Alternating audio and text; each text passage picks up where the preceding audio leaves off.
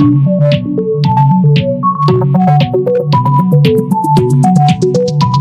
everyone, my name is Bhupesh and welcome to our channel The Hyperloop Family। आज की video में हम बात करेंगे एनएचएस के डेंटल सिस्टम के बारे में। आप में से सबने सुना होगा कि डेंटल केयर की कॉस्ट काफ़ी ज़्यादा है, तो आज हम उसी के बारे में बात करेंगे और देखेंगे सर्विसेज ऐसी हैं जो एनएचएस आपको फ्री और सब्सिडाइज प्रोवाइड करती है और किन सर्विसेज के लिए आपको फुल फ्लेज अपॉइंटमेंट लेना पड़ेगा प्राइवेट डेंटल केयर के लिए। तो नॉर्मली आपके क्लिनिकली नेसेसरी ट्रीटमेंट होते हैं। अगर आपको पेन से आराम दिलाने के लिए, आपका माउथ या टीथ को हेल्दी रखने के लिए सिर्फ वो करके देती है। कोई भी कॉस्मेटिक सर्जरी अगर आपको करानी है तो वो आपको हमेशा एक पेड सर्विस के थ्रू ही जाना है। ये डिसीजन कि आपको कौन सी सर्विसेज करानी है, नॉर्मली जो आपका एनएचएस डेंटिस्ट होता है नॉर्मली वो आपको डिफाइन करके बताएगा कि कौन से सर्विसेज हैं और उसके बेसिस पे आपको कितनी कॉस्ट यहाँ पे करनी पड़ेगी। और जब भी आप यहाँ पे डेंटल ट्रीटमेंट के लिए नॉर्मली जाते हो तो डॉक्टर का जो होता है वो आपको एक रिटन प्लान देता है कि based upon your dental condition this is the plan what they are going to follow.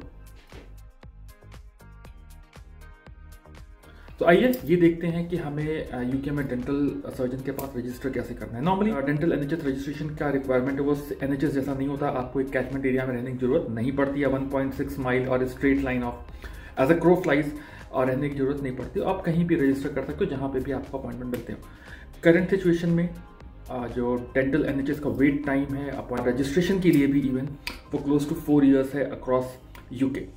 अभी आपको कुछ ऐसे सर्विसेज मिलेंगी जो कि आपके एनएचएस प्रिस्क्राइब्ड पेशेंट को लेते हैं, या कुछ ऐसी सर्विसेज मिलेंगी जो आपको बच्चों को from the age of 5 to 16 और फ्रॉम एज ऑफ 0 to 16 को अपने अंडर लेना चालू कर रहे हैं। बट ये केसेस भी अभी बहुत ही लिमिटेड। हम यहाँ पे आए थे, we got ourselves registered to 6 different NHS dental services just to make sure कि जहाँ पे भी ये लिस्ट मूव करेगी वहाँ पे हम आगे आए। बट हमें जो मिनिमम वेट टाइम मिला था वो 2.5 years का मिला था।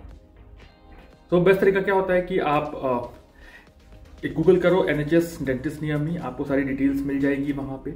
आप उनको इंडिविजुअल कॉल्स करो और आप ये देखो कि उनके पास वो नए पेशेंट्स को ले रहे हैं नहीं ले रहे हैं। अगर ले रहे हैं तो आप उनको रजिस्टर कर दो तुरंत, और नहीं ले रहे हैं तो भी आप उनके यहाँ रजिस्टर करके आप उनकी वेट लिस्ट पे रखते हैं। आप एक डेंटल सर्जरी फाइन करते हो नॉर्मली जब आप वहाँ पे आप जाते हो तो आपको एक फॉर्म फिल करना पड़ेगा जहाँ पे आपको सारी इन्फॉर्मेशन ऐड करनी पड़ती है और ये इन्फॉर्मेशन उनके डेटाबेस में रहती है फॉर द फ्यूचर यूज। लेकिन आपका रजिस्ट्रेशन का मतलब ये नहीं है कि आपको जो भी प्लान कराने हैं, जो भी क्लीनिंग करानी है वो आपको अब जब चाहोगे तब मिलेगी। वो आपको depending upon your need and depending upon service availability at the dentist वो आपको सर्विसेज लेनी पड़ेंगी।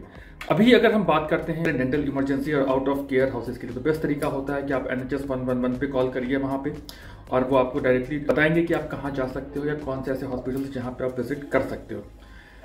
जो आपके A&E's होते हैं वहाँ पे आपको वर्स्ट केस सिनेरियो में जाना, जैसे अगर आपको बहुत ही सीवियर पेन है, आपको बहुत ही हैवी ब्लीडिंग हो रही है, अगर आपके फेस माउथ या टीथ पे इंजरी हो गई है तो उस कंडीशन में आप वहाँ पे डायरेक्टली वहाँ पे जाके देख सकते हो।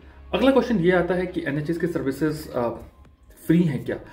सो एनएचएस की जो सर्विसेज होती हैं वो basically any child who is under 18 year of age और अंडर 19 पर वो फुल टाइम एजुकेशन में है उसके लिए फ्री होती हैं। अगर एक ऐसी कोई भी फीमेल जो कि प्रेग्नेंट है या जिसको पिछले 12 मंथ में बेबी हुआ है उसके लिए फ्री हैं। अगर आप एनएचएस हॉस्पिटल में हो और आपका कोई ऐसा ट्रीटमेंट हो रहा है हॉस्पिटल के डेंटिस्ट द्वारा तो वो आपके लिए फ्री होती हैं।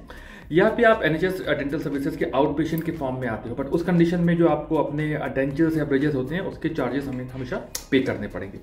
इसके अलावा अगर आप 20 साल से कम के हो और किसी के ऊपर डिपेंडेंट हो जो कि इनकम सपोर्ट ले रहा हो, इनकम रिलेटेड एम्प्लॉयमेंट और सपोर्ट अलायंस पे हो, क्रेडिट पर पेंशन क्रेडिट गारंटी स्कीम पे हो, यूनिवर्सल क्रेडिट पे हो और सारी क्राइटेरियाज को मीट कर रहा हो, उस कंडीशन में भी आपको ये चीज़ें फ्री होती हैं। अभी हम बात करते हैं डेंटल केयर कॉस्ट के बारे में।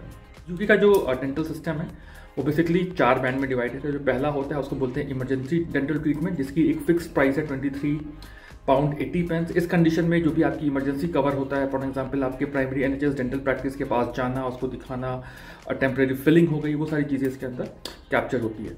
सेकेंड कोर्स ऑफ ट्रीटमेंट आता है बैंड 1 बोलते हैं, जिसमें आपके नॉर्मली एग्जामिनेशन हो गए, आपकी डायग्नोसिस हो गई, विच में इंक्लूड इवन एक्सरेज।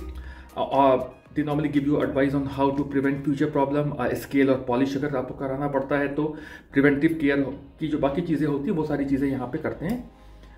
तीसरा जो ट्रीटमेंट ऑप्शन आता है उसको बोलते हैं बैंड 2। यहाँ की जो नॉर्मल फीस होती है वो अराउंड पर ट्रीटमेंट कॉस्ट होती है अराउंड £65.20।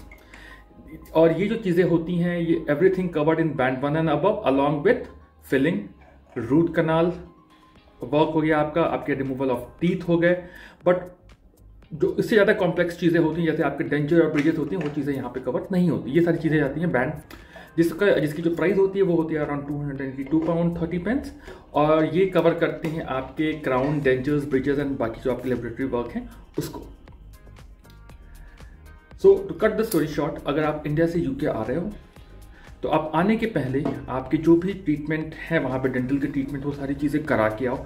टीथ पॉलिशिंग करा के, अगर आपको रूट कनाल की प्रॉब्लम है तो आप वहीं फिल करा के आओ।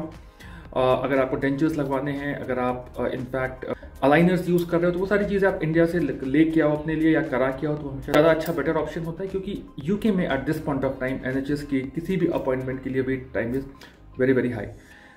सो अगर आपको किसी भी इसका रजिस्टर करना है तो आपको वहाँ पे जाना है। You have to fill up a form that will go into their record and then you can pay the amount over there and go for it. Same goes with the private dentist. यहाँ पे बहुत सारे ऐसे dentist हैं जो private patients को ले रहे हैं बट NHS के थ्रू नहीं ले रहे हैं। आप उनकी वेबसाइट पे जाके नॉर्मली रजिस्टर कर सकते। डेंटल जो उनके हाउसेज हैं, सर्जरी हाउसेज, वहाँ पे जाके आप रजिस्टर कर सकते हो। उनके हर एक सर्विसेज के चार्जेस होते हैं जो आपको सर्विस के अकॉर्डिंगली पे करना पड़ेगा। लेकिन इंडिया से करा के आओ, सस्ता, मद्दा और टिकाऊ। So this was a very small video on dental care system in UK. Hope you have liked the video. Don't forget to give us a thumbs up, subscribe and like our channel. Thank you.